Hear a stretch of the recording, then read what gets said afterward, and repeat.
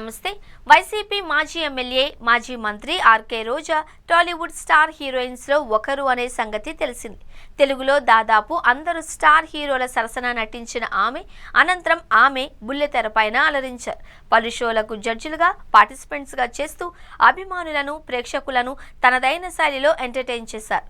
ఈ క్రమంలో రాజకీయాల్లోకి అడుగుపెట్టి వైసీపీ నుంచి నగర ఎమ్మెల్యేగా ఎన్నికైన తర్వాత కూడా రోజా జబర్దస్త్ షో కంటిన్యూ చేశారు. ఆమె వల్ల ఆ షోకి మరింత అందం, ఆదరణ వచ్చిందనే చర్చ అప్పట్లో నడిచింది.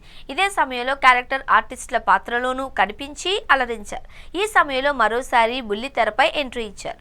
2019 సార్వత్రిక ఎన్నికల్లో ఎమ్మెల్యేగా గెలిచి అనంతరం మంత్రిగా బాధ్యతలు స్వీకరించిన తర్వాత బుల్లితెరకు దూరంగా ఉంటూ పూర్తి స్థాయిలో రాజకీయాలపై ఫోకస్ పెట్టారు రోజా. అయితే 2024 ఎన్నికల్లో ఊహించని రీతిలో పరాజయం పాలవడంతో కొన్ని రోజుల పాటు ఆమె కనిపించలేదు. దీంతో తమిళనాడు రాజకీయాల వైపు వెళుతున్నారు అనే చర్చ జరిగింది.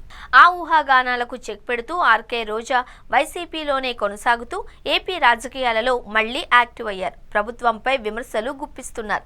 తాను వైసీపీకి ఫైర్ బ్రాండ్నే అనే సంకేతాలు ఇస్తున్నట్లున్నారు. ఆ సంగతి అలా ఉంటే చాలా రోజుల తర్వాత ఆర్కే రోజా బుల్లితెరపై ఎంట్రీ ఇచ్చారు. ఇందులో భాగంగా Zee Telugu super serial championship season 4 లోకి ఎంట్రీ ఇచ్చారు. ఈ షోకి సంబంధించిన ప్రోమో రీసెంట్ గా విడుదలైంది. ఇందులో రోజా తన డాన్స్ తో అందరినీ ఆకట్టుకున్నారు. ఈ క్రమంలో రోజాతో పాటు శ్రీకాంత్, రాశి కూడా ఈ షోలో జడ్జిలుగా ఉండబోతున్నట్లు తెలిసింది. ఈ షో విషయానికి వస్తే మార్చి 2 ఆదివారం సాయంత్రం 6 గంటలకు మొదలు కానుంది. దీంతో ఆర్కే రోజా మరోసారి బుల్లితెరపై సందడి చేయనున్నారు అని తెలుస్తోంది. ఇక ఈ ప్రోమో చూసిన రోజా ఫ్యాన్స్ హ్యాపీ ఫీల్ అవుతున్నారు. దీంతో మరో కొన్నేళ్లు ఆమె బుల్లితెరపై అలరించే అవకాశం ఉంది అని అంటున్నారు.